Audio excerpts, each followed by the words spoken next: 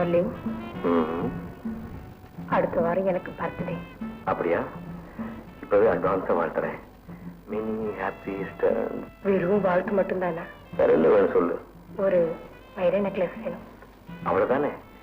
Just 25,000 rupees. Balu, Balu, வந்துட்டேன்.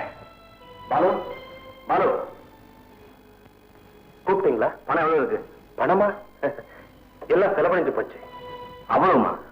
என்ன சொல்றீங்க? ஆமாங்க, கொடைக்கானல் பங்களா வச்சுதான் நளினா வாடகைக்கு இருந்த இந்த பங்களாவை அவங்களுக்கு சொந்தமா வாங்கி கொடுத்துட்டீங்க.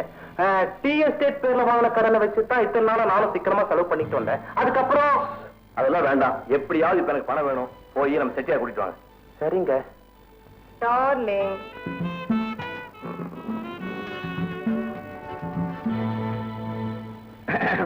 வணக்கங்க. வாங்க செட்டியார், வாங்க உட்காருங்க. இருக்கட்டும். என்ன திடீர்னு அழைப்பு? எனக்கு அர்ஜென்ட்டா ஒரு 50,000 ரூபாய் பணம் வேணும். பணமா? மன்னிக்கணுங்க, ஏற்கனவே நீங்க அடகு வச்ச சொத்துக்களுக்கு மேல அதிகமாவே பணம் கொடுத்திருக்காங்க. வட்டியோட சேர்த்து பார்த்தா ஒண்ணும் கட்டுப்படி ஆகலைங்க. மேற்கொண்டு என்னால உங்களுக்கு பணம் கொடுக்க முடியாதுங்க. அப்படியா? இன்னொரு சொத்தை ஈடுகாட்டினா பார்த்துட்டு குத்து மதிப்பா கொடுக்குறேங்க.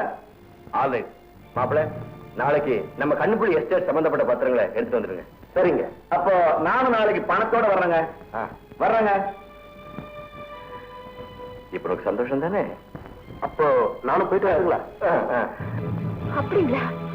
அட பாவி, என்ன பழி வாங்கினது இல்லாம அவரையும் பாழாக்கிட்டியே.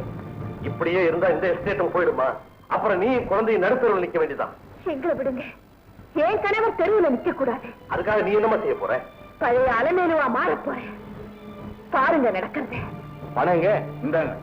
என்ன செட்டியார், பணத்தை கேட்டா பத்திரிகை கொடுக்குறீங்க? விஷயம் இருக்கியா? முதல்ல இந்த அறிவிப்பை படிங்க. அறிவிப்பு.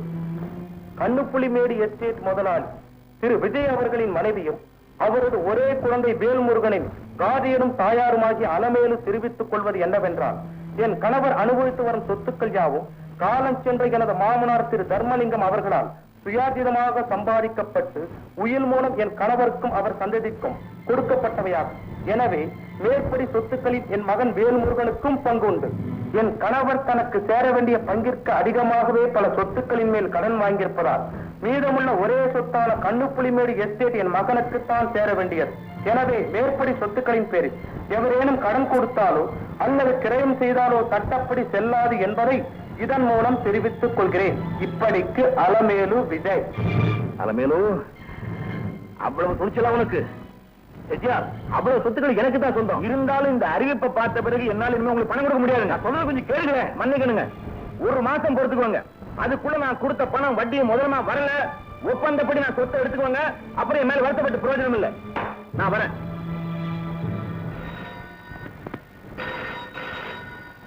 முதலியார் பேசுறேன். 3 மாசத்துக்கு முன்னாடி 50,000 நீங்க கொடுத்த செக்கு பேங்க்ல இருந்து திரும்பி வந்துருச்சு. ஞாபகம் இருக்கா? ஆமா, நல்ல ஞாபகம் இருக்கு. கிரிமினல் ஆக்ஷன் எடுக்க போனப்ப எல்லாம் தவணை கேட்டே நாளை கடத்திட்டீங்க. இன்னைக்கு பேப்பரை பிரிச்சா உங்க யோக்கியதைய வெட்ட வெளிச்சமா விளம்பரப்படுத்திருக்காங்க உங்க சம்சாரம். முதலியார் வெறும் நோட்டீஸா கொடுத்திருக்கா. அவளை எடுத்து கோர்ட்ல நான் கேஸ் நடத்த போறேன். முடிவு வரைக்கும் பொறுத்துங்க. மாப்பிள, என்ன அவமானப்படுத்துறது நான் சும்மா விடக்கூடாது. உடனடியாக ஒரு நல்ல வக்கீல பாருங்க. கோர்ட்ல வச்சு அவளை பொறுப்படைக்கிறேன். கோர்ட்டுக்கு போனா எல்லாருக்குமோ ஏதாக்குமோ. சட்டத்தை பத்தி அந்த ஆட்டுக்காரிக்கு தெரிஞ்ச விட இந்த பட்டதாரிக்கு அதிகமா தெரியும். சொன்னதை செய்யுங்க, போங்க.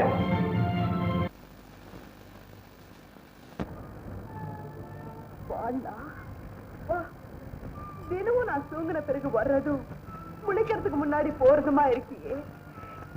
இடையில என்ன நடக்குதுன்னு தெரிஞ்சுக்கத்தான் நான் இன்னைக்கு முழிச்சுக்கிட்டே இருக்கேன். என்ன இப்படி குடிச்சிட்டு வந்து நிக்கிறீங்க? இதோடக்கே நல்லா இருக்கா? மன்னிச்சுக்க தங்கச்சி, மனக்கவலையை போக்குறதுக்கு அதுதான் மருந்தா இருக்கு. அதுக்கு மேல பல லட்சம் ரூபாய் சொத்துக்களா? நீ என்ன சொல்ற? அண்ணி கொடுத்திருக்கிற விளம்பரத்தை பத்தி சொல்றேன். நீ எத்தனை லட்சத்தை அழிச்சிருந்தா அவங்க இப்படி ஒரு விளம்பரத்தை கொடுத்திருப்பாங்க. அவளை பத்தி பேசாத. குடிய கெடுக்க வந்த அவளாலதான் நான் குடிகாரனா மாறினேன். இப்போ என்ன கோர்ட்டுப்படியும் ஏற வச்சுட்டா. கொஞ்சம் இப்படி வாங்க. எங்க நீங்க கூட இருந்துமா இப்படி? நான் கூட இருந்ததுனாலதான் இப்படி. இல்லன்னா உங்க அண்ணன் வாட்சி மோதிரத்தை கூட வித்து குடிச்சிருப்பாரு. உங்க அண்ணிக்கு நான் சொல்லி கொடுத்துதான் அவங்க இப்படி ஒரு விளம்பரமே கொடுத்தாங்க. எதுக்கு? இருக்கிறதாவது மிஞ்சட்டுமேனுதான். அப்படியா? நல்ல காரியம் செஞ்சீங்க.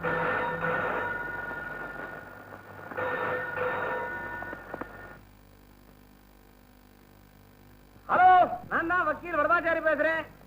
கேஸ் சம்பந்தப்பட்ட தஸ்தாவேஜ் எல்லாம் பார்த்துட்டேன். வெற்றி நம்ம பக்கம் தான். பிச்சு விடுறோம் பிச்சு. ஆமா, வெரி குட்.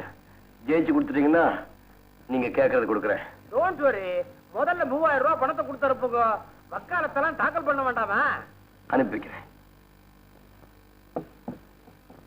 அண்ணா,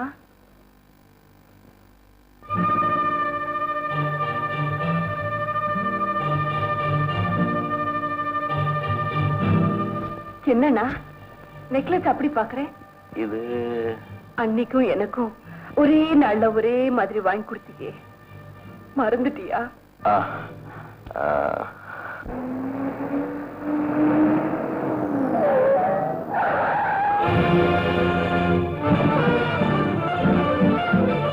வாங்க தம்பி, இப்போ வழி தெரிஞ்சது.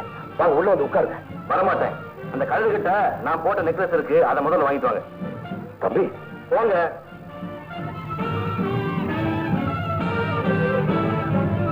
தங்கச்சி, உன் புருஷன் வந்து கார்ல உட்கார்ந்துருக்காருமா. உள்ள கூப்பிட்டு உட்கார வைக்க இல்லம்மா, நான் உள்ள கூப்பிட்டேன். அவர் வரமாட்டேன்ட்டாரு. அவர் உன்னை பார்க்க வரலம்மா, நெக்லஸ் தான் வேணுமா அவருக்கு.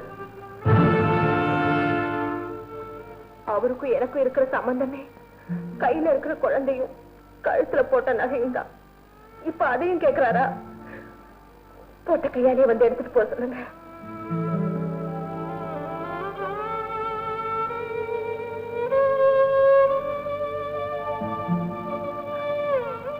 தம்பி, உள்ள வந்து உங்களையே எடுத்துக்க சொல்லுது.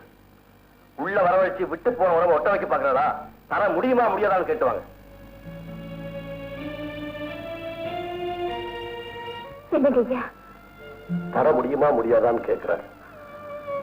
ஓஹோ, சும்மா தரங்க. குழந்தையாவது ஒரு தடவை வந்து பார்த்துட்டு போ சொல்லுங்க. குழந்தைய ஒரு தரம் பார்த்துட்டு நிறுத்துங்க. அதை வச்சு கோர்ட்ல கேஸையும் போட்டுட்டு வந்து கொஞ்சம் சொன்னாலா? அந்த நகை எனக்கு வேண்டாம், அவளே வச்சு சொல்லுங்க. தம்பி சொல்றேன்னு தப்பா நினைக்காதீங்க. எப்படி இருந்த பொண்ணு உங்களால எப்படி ஆயிடுச்சு தெரியுங்களா? அவளை பத்தி மட்டும் சொல்றீங்களே, நான் எப்படி இருந்தவன், எப்படி இருக்கேன் சொன்ன வைக்க கேடு. வக்கீலுக்கு பணம் கொடுக்க கூட வக்கீல் ஆயிட்டேன். பரவாயில்ல, அந்த நகை அவதே இருக்கு.